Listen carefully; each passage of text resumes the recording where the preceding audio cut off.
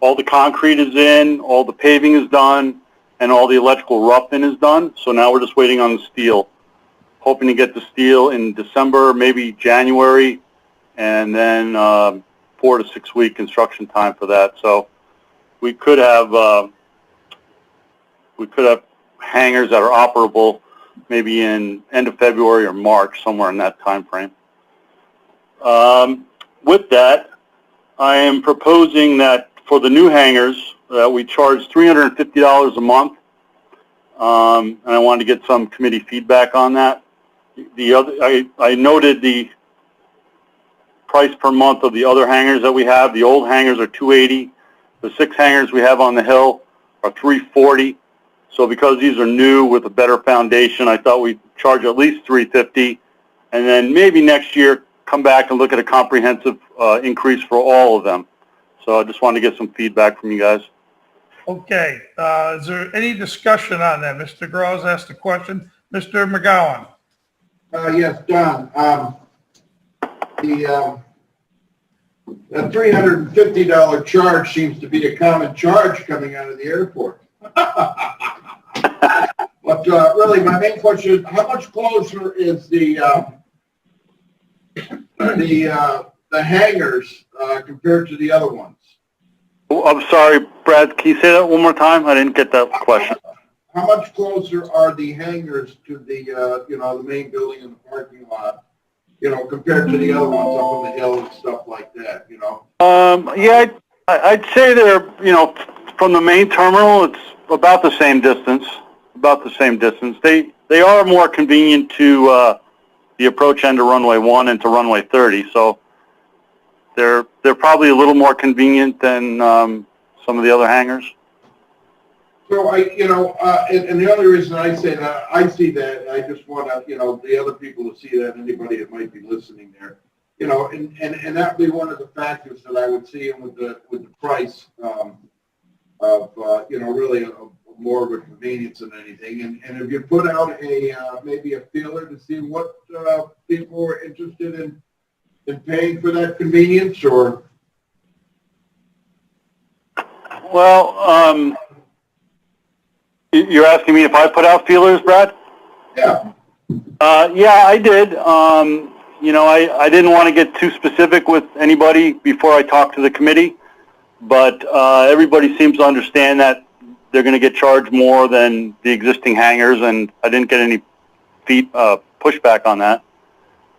See, my attitude always has been in the rental business is that I'd rather be fair and have longevity than try to make all the money and have a huge turnover. Because what I've always found out, and we won't have that as, compared to an apartment with the cleanup and, the repainting and all that other stuff you have to do. But, like I said, I always thought keeping it fair and keeping it full is a lot better than someone saying, geez, I just can't afford that, I'll go down to, So I'm happy with the $350. I just thought I'd throw that out there with that common figure.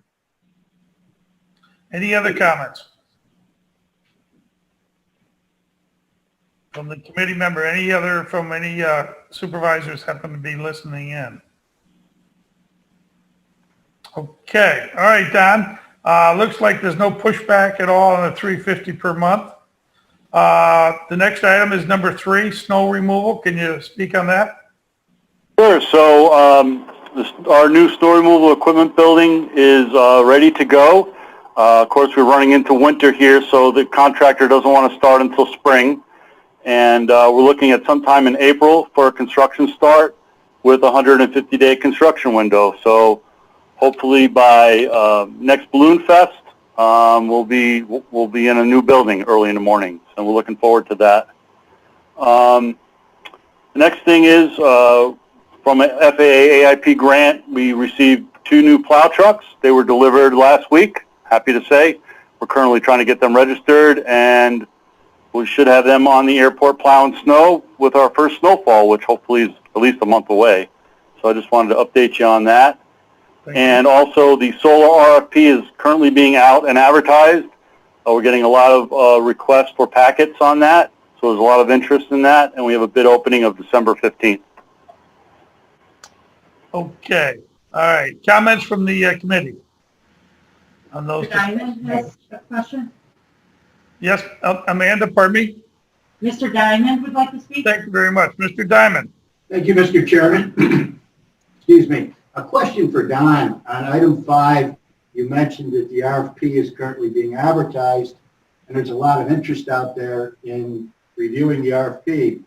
Is the next step on the 15th, when the RFPs are to be opened, when would they come back to the committee for award? So we're going to obviously open them up on the 15th. Our next committee meeting will be in January. So in January, we will bring you the results of the bid opening and with a recommendation of which way to go from there.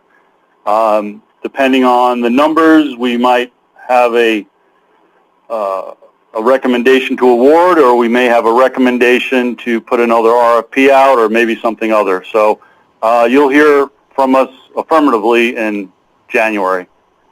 My next question, Don, is when will the RFP be available for the committee itself to review so we can make a decision in January?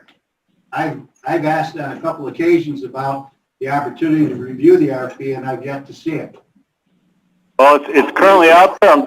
You can get it now to see what we're putting out for being advertised. We have one addendum that we put out, and we're ready to put out a second addendum by next Monday. So should be able to get it right now. Yep. That should be sent to the supervisors, please. Sorry, Chairman. Beatty. I agree. I was going to mention that myself. If Don, you'd send it with the 2 amendments to the full board, I'd appreciate that. Will do. Kevin, you had a question, then Ms. Sieber. Mr. Chairman, I was just sorry. Don, where I can pick up the RFP. You could probably, Don? Well, the RFP is available to the purchasing department. We'll get it out to everybody. Okay, thank you. Julie Butler would have a copy of it, correct, Don? Yes. If you wanted to get it today, Jack, you could just head over to Julie, 3rd floor. Okay. You could run a copy off for you. All right, thank you. You're welcome. Kevin, did you have something to say? I had nothing more to say except that I was going to say I would call down to Julie and have her get one ready for Supervisor Diamond. And then I would send the rest of the RFP through Amanda, and she can send it out to the committee and to the full board. Yeah. Okay. That's good. Rachel? Thank you, Chairman Beatty. I'm just going to ask this again. I think it's important that we get this information ahead of time. Supervisor Diamond has a good point about it, and Kevin Hedros, I appreciate it being emailed out to committee members and the full board, but these types of things, can we just make it part of our practice to get it out to us so that we can read what we're going to be asked to vote on before it goes? Yes, okay. Thank you very much. Yeah. I think that's good advice, Rachel, for every committee to send it out prior if they have an RFP going out. Brad and then Mike. Brad? Yeah, do we have a motion on that? Or do we need a motion on that? I think it's really important to get this information out ahead of time.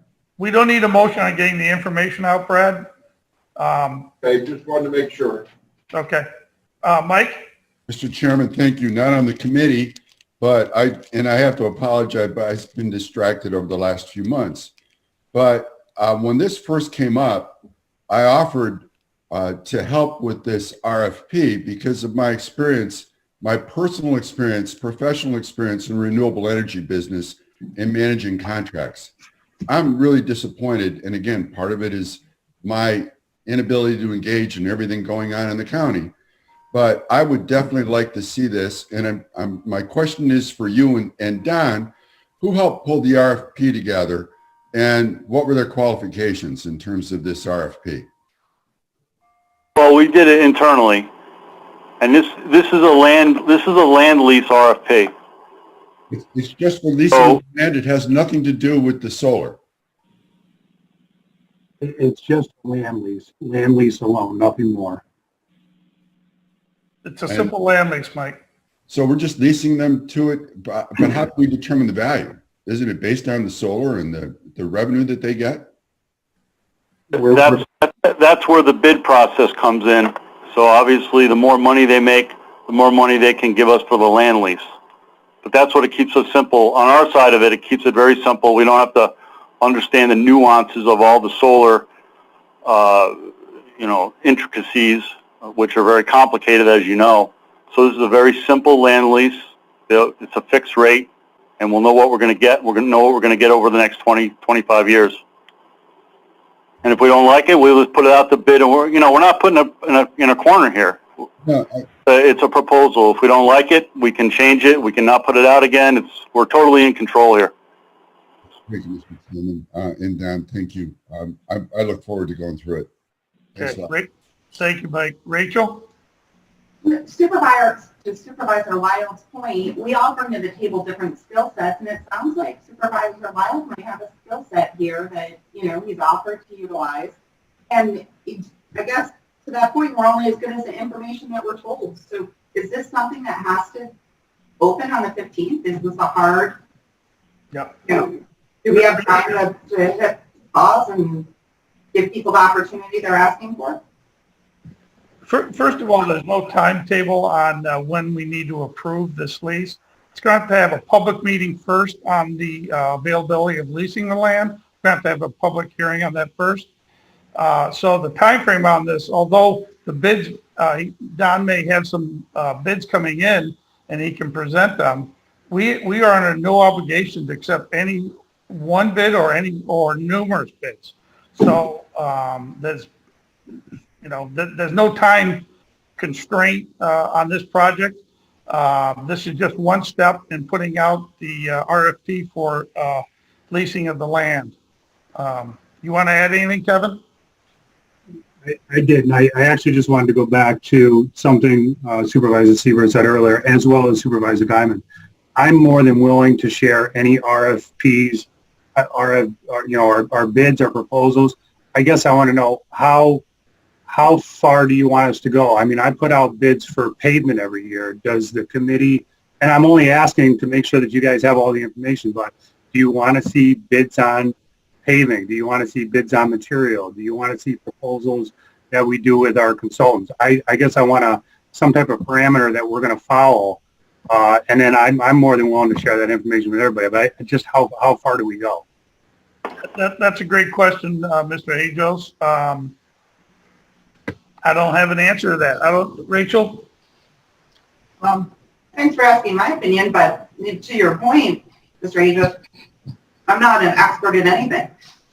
So, I think information is a good thing, and I think being able to hear the concerns of our constituents and being able to address them, it's just that, if we don't know it, we don't know it. So it would be great to just get ahead of it a little bit. Maybe we could have some type of an outline or a plan of what is coming out. What are your goals for 2021? What's that timetable look like? Giving us, we've talked to department heads about 2 months in advance with some contracts, being able to review those things. Do we have like an annual production of the things that are coming up? I have no idea what's on your agenda for the next few months, but maybe if we're talking about it and seeing kind of a preview, that would be helpful. If that creates more work and you don't think that's beneficial, then maybe it's not a good idea, but.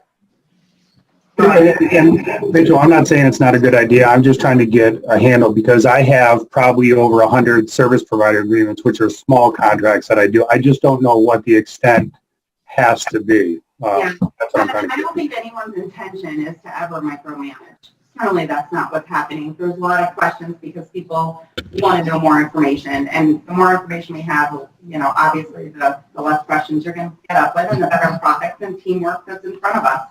So maybe that is an opportunity. Maybe I know Supervisor Bruno has a lot of experience in this area as well, and I see his hands up. So tag, you're it, Dan. All right. Thanks, Rachel. Dan, would you like to say something?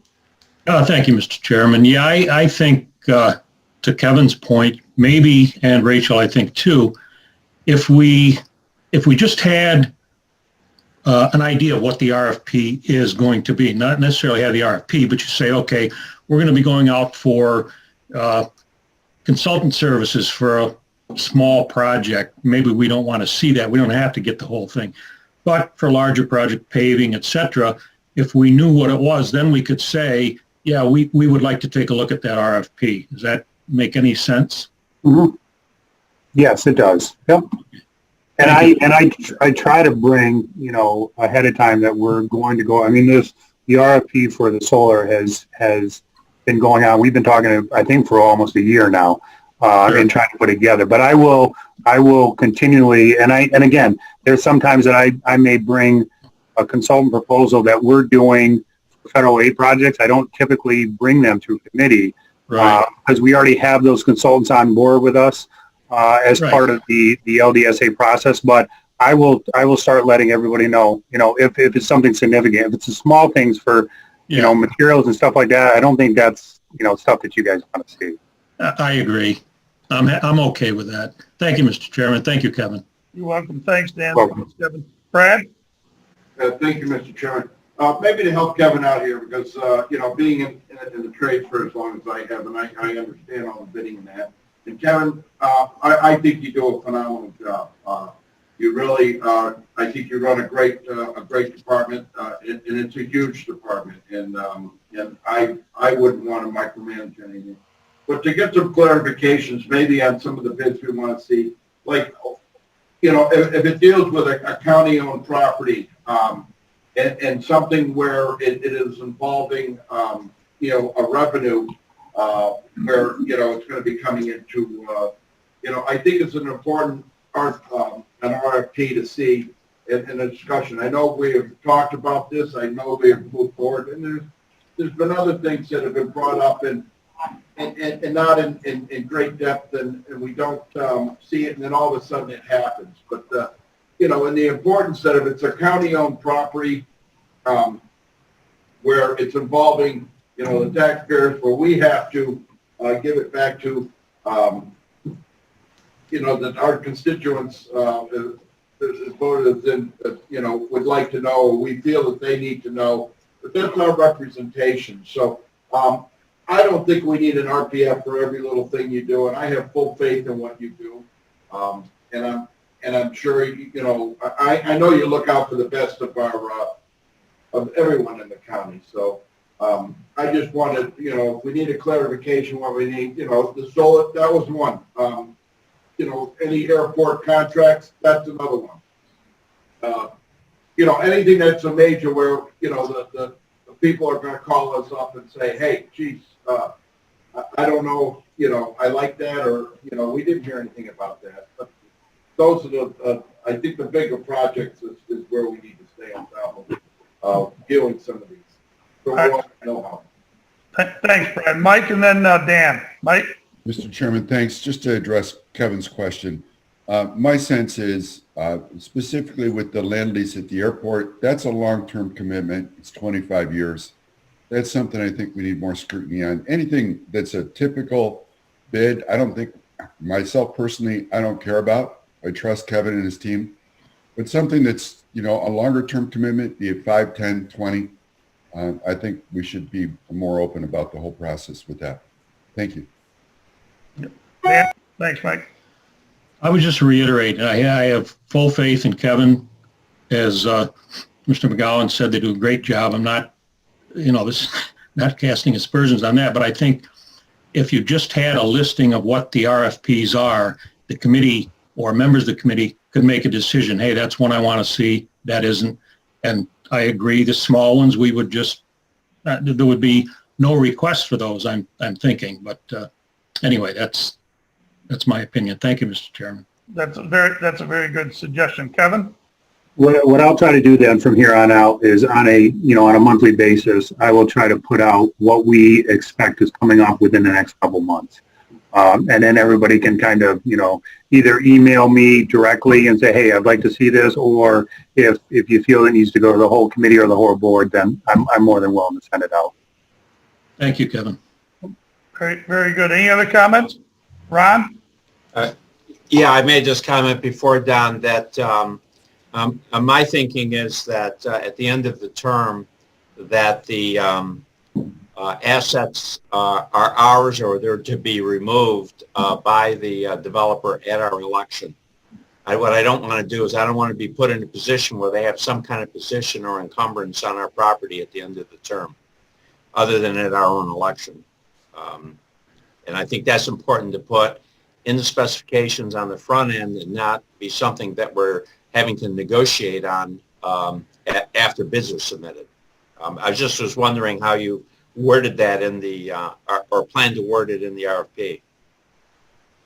Well, the RFP is out, and I off the top of my head, without looking through it real quick, I don't know specifically how we address that. I know we were planning on addressing that in the actual contract, which, you know, is going to be down the road a ways. So, Yeah. Well, but absolutely, we. I think it's very difficult to bid something without the bidder knowing the answer to that question. And I also don't like negotiating on this point at a later date. I thought that if you opted to not do this, there must have been a reason why you wanted to do it, but the timing on this within the process, I think, is very important as well. So the way you've done this, if you don't file an addendum, or if it's not as big a concern with the other supervisors, then we're going to find ourselves having to negotiate on this point, and then they're going to say, well, we bid on this under the following understanding or the following commonality of this type of project, and it's going to create some issues down the road, I do believe. I mean, it seems to me that at the end of 25 years that they have run their schedules, they've provided for all of their to all their equity investors, et cetera, et cetera, et cetera. But that should be our property at the end of 25 years to do with as we see fit. And if we want to continue with them, well, so be it. If we want the technology's gone a different way and we want the assets removed and the land restored, we should have that election as well. Or if we want to own the assets at the end of the 25 years, then we own it. But it would seem to me that you need to spell that out within the RFP, and if you haven't done that, I think you've left a pretty big hole in the RFP. Okay, I'll double check, and we're putting out another addendum for Monday, so if it's not in the existing RFP, we will put that out in the addendum. Thank you, Don. Any other discussion on that? Okay, what's next on the agenda there, Don? Is it, let's see. That's pretty much it. We just have the referrals, which I think we can probably lift this off at this point. Okay. Okay. All right. So, privilege of the floor now. Anyone who's not on the committee would like to speak, or anybody from the public? Don, is there anybody tuning in that would like to, has a question? Hi, Chairman Beatty. No comments on YouTube as of now. Okay. Okay. Thank you very much. So we'll get that all. Chairman? I see Mr. Conover has a question. Go ahead, Ron. Yeah, just if you allow me, Mr. Chairman, to digress for a second. Don, what I'm saying is at that moment in time, which is down the road, which I'm certainly not going to have to worry about, but the election on any of whatever the options are should be ours and ours alone. That's what I'm saying. We may want to continue. We may want to continue the relationship. We may not. We may want the area cleared. We may want to move to a new technology. We may want to assume the assets ourselves at that point. What I'm saying is at that moment in time, the election should be ours and ours alone. That's what I'm saying. Yeah, of course, I didn't want to give you information I wasn't 100% sure of, but I just went through the RFP here, and it says, upon the expiration or termination of the lease agreement, the leasee shall remove the same at the leasee's expense, and the lease area shall be restored by the leasee to the condition prior to the construction of the facilities. So we have that in the RFP. Perfect. That's perfect. Okay. All right. I will close now the airport section of the facilities meeting. I see no other questions out there. And thank you, Don. And please get that out to everyone, the RFP and so forth with the amendments. I know Kevin will help us on that. And Jack, If you want to give a quick call over to Julie Butler, she could probably run you a hard copy so you could have that ASAP. Thank you, Mr. Chairman. You're more than welcome, Jack. Let's go to the buildings and grounds portion now, and we have Frank Morehouse on with Kevin. So Kevin, first of all, there's one action item and new business. It's number 3, and go ahead, Kevin. I'll let you jump right in there. Sure. The first one we have on there is a notice of intent to fill the position of a carpenter or maintenance worker. This was due to a promotion. As you all are aware, Jeff Waddell left that department last year as a building maintenance mechanic. Since that time, we have filled that position with another individual in the department, which opened up this position. So now this is just to backfill that position. Okay, so we're going to need a motion. A motion by Mr. Bruno, second by Ms. Hogan. All in discussion first. Any discussion on this? Seems fairly housekeeping issue, but any discussion? Not Amanda, any in the boardroom? Yes, Mr. Diamond has a question. Thank you very much. Mr. Diamond. Thank you, Mr. Chairman. I was under the impression that we had a hiring freeze on. Is that not the case? Right now. I know we were going through, preparing for some shortfalls in the budget, that we were going to have I want to call it a hiring freeze, but maybe I'm wrong. We had a hiring freeze that we relaxed in the fourth quarter because the sales tax damage that we took was not as great as we initially anticipated. Okay. All right. Thank you. Okay. Thank you, Ryan. Any other questions?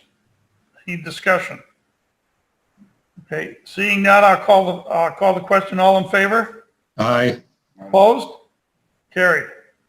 Okay. Now we're going to go to number 4, which is discussion items on your buildings and ground agenda. And the first item is the OES facility and the update on that. So Kevin, you want to give us an update? I will, but I'll turn it over to Frank Morehouse right now. Okay, Frank? Thank you, Mr. Chairman. I just got the CO this morning from Tom McKinney, so the lights are completed, the exit signs are up, all of the punch list is completed. So I think next week or this week, we can start moving equipment into the building. Excellent. Anybody, Kevin, do you want to add anything? I'm sorry, Frank. Go ahead. Also spoke to Brian LaFleur is getting quotes on door openers for the large overhead doors, so we may have to leave the front of the bays open until we get the closures on, but we can get the bulk of the equipment under cover. Okay, thank you. Brad, did you have a question? Yeah, I was just going to ask about the openers. I know we talked about it about 3 weeks, and I did talk to Frank, and I heard we put the bid out. I guess I have viewed the OES building, and I have to say Frank, our electrician, really did a phenomenal job with the lights and everything else. I think most of the punch list items that I had put out there, I saw that had been corrected. We did get an extension from the builder, I believe, on some of the concrete for another year. Am I correct there, Kevin and Frank?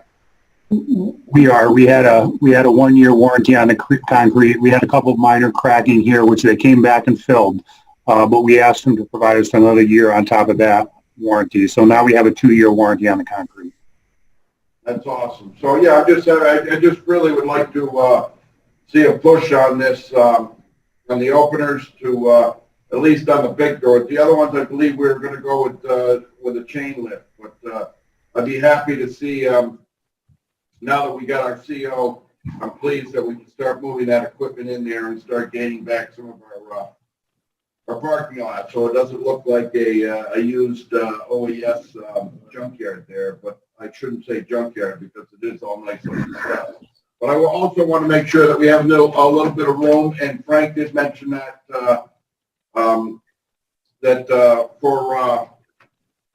for for Jeff Waddell's equipment and trailer and that, it would be nice to get that undercover, especially I look at the nice recovery tank and that that's in the back 40 over here. So we get that. Frank did mention that we have some room for that. So I'm just real happy that we're moving forward and looking forward to getting all that undercover and getting that building utilized. Thank you, Brad. Craig, did you have a question? Thank you, Mr. Chairman. Are there going to be 6 garage door openers? 6 door openers. The original quote that Brian gave us was for 6, and that was about $9,000 for all 6 doors. I was under the understanding from the last committee meeting that we had that we were only going to do the 2 overhead doors. We can do all the doors. As I said to Brad the other day, of course, he said I was a very strong individual and that it didn't take me much to lift those doors. The doors go up fairly easy. If we want to put the garage door openers on all, we do still have money in the capital project to be able to do that. Again, I was only under the impression that we were doing the 2 larger doors because we needed to get them up. I mean, one of them is for our loader that's going to be in there, and the other one is going to be for the RV that Brian LaFleur and his department has. Yeah, let's go ahead and do them on all the doors. It's going to be helpful on the long term if you still have money in that capital. I would recommend that. I'm OES, and this is facilities, but that would be my recommendation on that. And I'd say go for that. Mr. Chairman? Yes. This wasn't a bid. This was a quote that Brian got from one company. So we're putting it back out so that we have 3 prices. But he is quoting all the doors, and we can decide when we get the quotes in what part of it we want to do. We can do all or 2 or whatever you want to do. Okay. All right. So we'll have options. Thank you. Dan? Thank you, Mr. Chairman. Just wondering what's the frequency of use of all these doors? I mean, some of them are, I would think, might be very infrequently used. Is that correct? Right. I was going to say, I believe so. I mean, there's some, Brian's trailers don't go in and out of there on a daily basis. Typically, Brian's trailers are used or he takes them out of there when they're needed for an emergency. I don't know that that's necessarily a day in and day out process. So I guess if that answers your question, Supervisor Bruno. Yes. Thank you, Kevin. Yeah, I'm just curious if it's a door that was only open 3-4 times a year, then I don't see the need to put an opener on that. But if it's, a couple times a month or whatever, I don't have any problem with it. Thank you very much. Thank you, Mr. Chairman. You're welcome. Brad? Yes, thank you, Mr. Chairman. I'm sorry. We did discuss this, and at the beginning I thought we were going to go all, but, those are kind of small doors, and as Kevin said, they're really, my main concern is that, if we don't have an opener on them, then, people have to bend over, you're going to grab hold of the handles, and if they're frozen down, the next thing I can see is a back injury. So I thought we were shooting for the larger doors, which was Kevin's, Hajo's recommendation, that we go with the larger doors, and then the other doors we're going to set up with the chains, which is a less, because they're not as used as much. And then once the doors open, you go in the man door, you just open up the smaller doors with the chains. And it's really, the whole thing is really the bending down and grabbing hold. And, if anybody's ever used to done that, we're so used to openers nowadays. But when that's frozen, you go for that first yank, I'm just afraid it's going to hurt someone. So we have the chains on the inside and the larger doors. We have the openers there, especially for the front end loader, which is going to be used quite a bit. And even though the magic bus doesn't come out too often, but it is the bigger door. I'm happy with that right now. And then down the line, if we need more openers, we could do one at a time. But I just want to get everything operating. Is my goal. Okay. Obviously, there will be options. So we can discuss this further after the numbers come in, and we can make a final decision on whether to go 2 doors or all 6 doors or any combination thereof. And we'll wait till the actual response comes in. Kevin, did you want to add something? We should have, I mean, if Brian calls the company similar to what he did before, you should probably have the quotes by the end of this week. If we want to kind of answer this question before January 15th, because that would be our next committee meeting, I would say we could bring it to finance, just to kind of, if we get the quotes in by then, if you want to approve. I mean, again, it's up to you. The original quote for the first 6 was $9,000. From the other 2 companies, we need to at least get 3 quotes. Could be less than 9,000 and could be more than 9,000. But if we can at least pass those quotes out to everyone before finance, and if everybody wants to agree on it by then, we don't have to wait till January or February to get these doors in, or the door openers in. Okay. Good. Any other comments or discussion? Okay, next item on there, Kevin, is the court update. Yeah, as I discussed last month, the court construction was supposed to start now, but there's a long lead time, basically, for the windows that are needed for the Judge Offerdue's area, as well as for the clerk's area. The lead time pushed us to what they just provided us schedules yesterday, just a start after the 1st of January. So now it's put that behind us about 2 months. Hopefully we won't have any more delays for that. Everything else that they've looked at, that was the only issue, was the windows having a very long lead time. So now that they have kind of a schedule from the window manufacturer, they're proposing to start right after the first of the year. Any discussion on that? Comments? Okay. Next item on the discussion list, Kevin, is the charging stations. I asked Kevin to put together just some data for us, just give us an update on how the charging stations are going, are they being used, so on and so forth. And Kevin, you sent out that your chart, correct? Oh, I asked Amanda to send it out last night. I'm not sure that everybody got it or not, but if they didn't, what I'm going to end up doing right now is, I believe Tammy has allowed me to share my screen. So if I'm able to, I will bring it up so that everybody can see it, and then I will talk to it. Okay, so Tammy, can you have Kevin share the screen? He can bring up, this is data on the charging station. It's roughly 11 months in. We are on the charging station out front, and I just wanted to keep everybody appraised of where we are on this. And give me 1 second. I'm trying to pull it up here. Okay.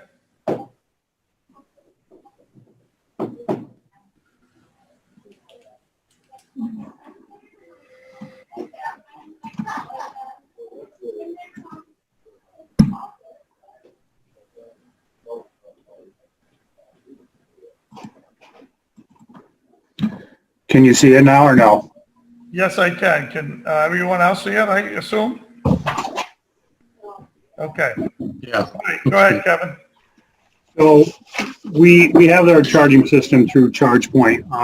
ChargePoint is able to provide a breakdown kind of every month of when the stations are used. You all know we have 5 stations out there with 10 ports, 2 at each station. You can see as based on this table, and I'm not sure if I can blow it up a little, I'm not sure how much of it you can or cannot see. So what did I just do? Just made it bigger, I think. Did I? Okay. So we had the stations put in last December. Our first session, I believe, that was used was a test run just to see that they were up and running. But the first time it got used was the day after Christmas last year. You will see on that table that it shows how many times our stations were used. There was a total, in this column, there's a total of 34 times that the stations were used throughout the past 10 months or almost 11 months. You can see the amount of money that's taken in per each charge is here, and then the cumulative amount that we've taken in over the year is $58.07. We pay a surcharge to ChargePoint for basically managing our system. And so their surcharge, our net total that we've taken in, which is not on this charge, is about $52. Their service charge is about $4 for this past year. As you can see, the amount of kilowatts that were used over this past year is approximately 186 kilowatts, and the total amount of greenhouse gas savings in kilograms is about 78 kilograms. I think it equates, and I'm not positive with my math, but it's about 200 pounds of greenhouse gas savings there. So I wanted to provide this to everybody just to kind of give them an update over the past year with the stations. As you all recall, through NYSERDA, we were able to get a grant for $40,000 that covered the entire cost of each one of the stations. And then we received another grant from National Grid to cover the cost of the materials basically needed to set up the stations, which was any electrical and conduits and the transformer and the service that we had to put in out there, as well as our labor of our time. So that's kind of a rundown of our charging stations.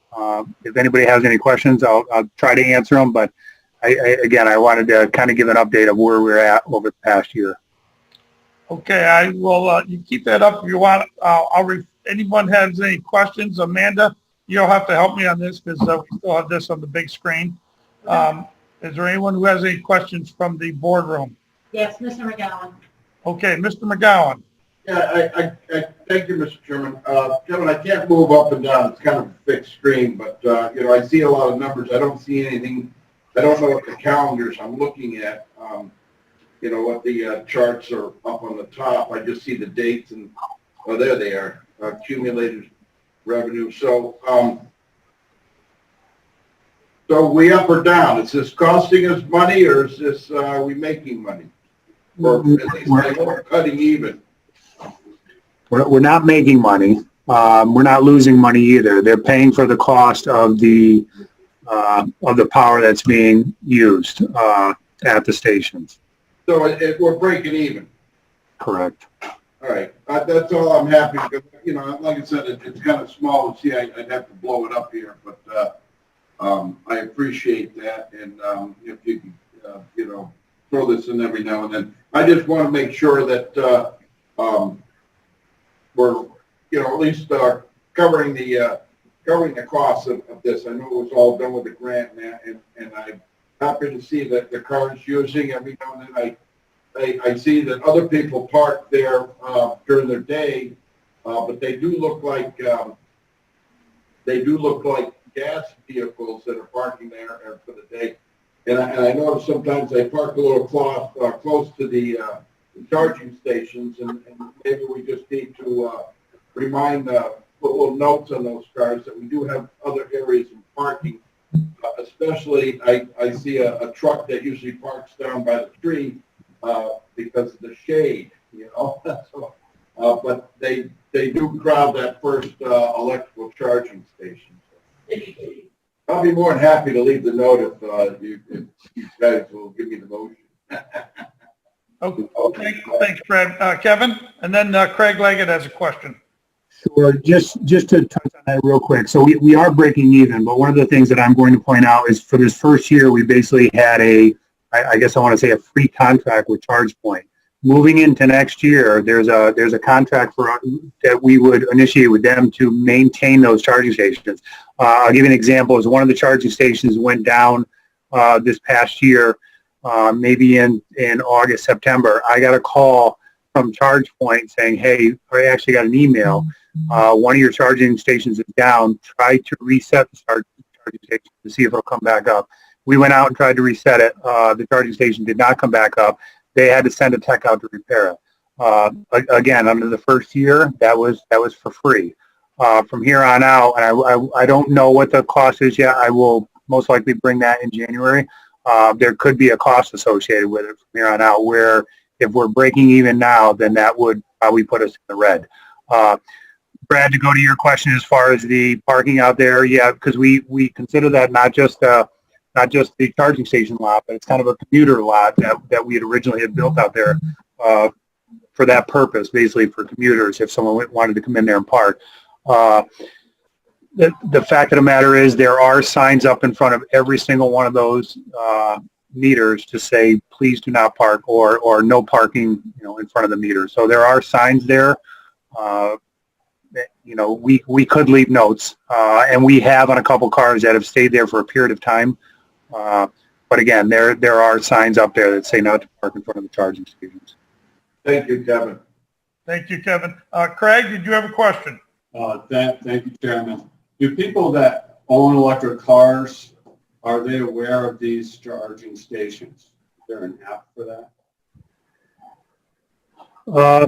I don't know how much advertising we've done. If anybody has an electric vehicle and they typically take their vehicle somewhere to be charged, they use an app. The apps will tell them where charging stations are, throughout an area. For example, and it doesn't have to be just ChargePoint. I can pull up, basically on the ChargePoint app, and it'll show me that there's charging stations in the city of Glens Falls, there's charging stations in Queensbury, there's charging stations at the county center. It'll show me wherever there's charging stations around that the public can use. We don't necessarily do a lot of advertising. We do in-house advertising to any of our employees that if they were to buy an electric vehicle, there's incentives for them, and they could use these charging stations, that are out front of the county center. It's kind of a tough area where those charging stations are. I think the majority of the people that probably use them are individuals who may park there for the day because they're commuting with somebody else, or individuals who may shop at the shops just north of us or just north of the county center, that they may park there to charge their cars when they go shopping, and then they can walk back down the sidewalk to their cars. Thank you. Any other questions? Amanda, you're going to have to help me out. Any questions from the board on the boardroom? It does not appear there's anyone in the boardroom that would like to speak. Pardon me? There's no one in the boardroom that Thank wants you. to speak. Thank you. Don, is there anybody from the public that would like to speak or have a comment? Don Lehman? No Don? Okay.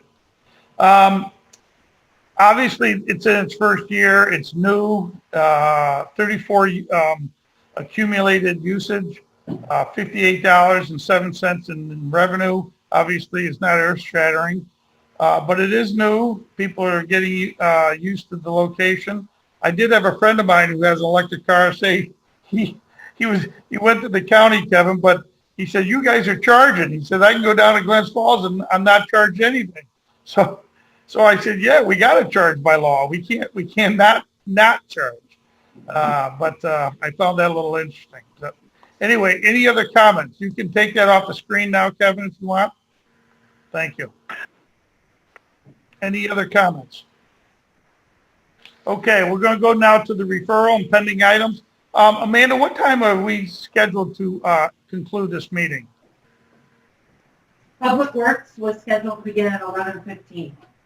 Oh, geez. So we're already, I didn't realize we only had 30 minutes. Okay. So we're gonna go fairly quickly through the referrals and pending items. Go ahead, Don, or I mean, Kevin, excuse me. The first one is, again, talking about the front entrance to the county center. Again, that's the final phase of the court project, and based on being 2 months pushed back right now for the court work, that won't happen until probably sometime next summer. September probably is more likely when anything will take place out there. Okay. All right. Thank you. Next item, Mr. McGowan, Mr. Bruno, Ms. Kramer are going to put together an ad hoc committee, basically, or just a working group for the removal of the asbestos from the old jail and report back to the committee. Now, I know that's been an ongoing process with a lot of things from the COVID, kind of delaying a lot of things. Brad, do you have any update on that, or is it just status quo? It's status quo. I'm pushing for December, just trying to get through the holidays. And now that I have talked to a few people who were kind of put out there that that'll be a good time. So I'll be working on that in December because we have a few things coming down the pipe there with some departments, so I'll be moving forward with that. Okay, thank you, Brad. Don, are there any comments from the public at this time? Yes, sorry I missed you when you called on me earlier. We do have a question here. Hold on a sec. Okay. It's from Diane Collins, who is asking, is use of the charging stations increasing over time? Well, first of all, it's only been up 11 months. And if you looked at the data chart that Kevin provided, that would give an indication. I'm going to pull up mine again. Hang on just a second here. It looks like the answer would be, in my opinion, just from looking at the data, Kevin, the answer would be no. It's not increasing, but it's not going backwards either. We get approximately 1 to 2 sessions a month using the charging station. And when it first came out in January, we had 4 1 month. So that was the big. So the answer, I guess, would be no, it's not increasing. Correct, Kevin? Would you surmise that conclusion? That is correct. It's stayed steady, as you just said, Supervisor Beatty. It hasn't necessarily gone down. Every once in a while you'll see, I think it was maybe a month, October, there might have been a couple more sessions than normal, but typically it's 1 to 2 per month, I would say, maybe upwards of 3 per month on an average. Typically and I didn't put this in the chart, but just to let everybody know, the average session that somebody is out there charging their vehicle is approximately an hour and a half. Okay. Kevin, if it's not too much work, if there's any way, you got some great connections with other counties. If other counties have put up the charging stations, I'd be very curious to see what type of data they have in usage and so forth. If, again, I know you're busy and it's not a earth-shattering piece of information, but I think it would give us some balance of how ours are doing in the first year compared to maybe another county that put up power stations on their grounds. So, Supervisor Beatty, I'm part of the County Highway Superintendents Association, and they have a listserv, which is just an email, kind of back and forth between all of us, asking each other questions throughout the year. So I will put that out to them, and see. Usually there's 2, 3, or 4 or 5 that'll provide you information. So let me see what I can come up with them. Okay, thank you. Hopefully that helps Ms. Collins answer her question. Is there anything else, Don? No, that's all the comment we have at this point. Thank you. Okay, I will entertain a motion to adjourn. Ms. Hogan, second by Mr. Bruno. All in favor? All right. Opposed? Adjourned. Sorry for running a little late. Thank you.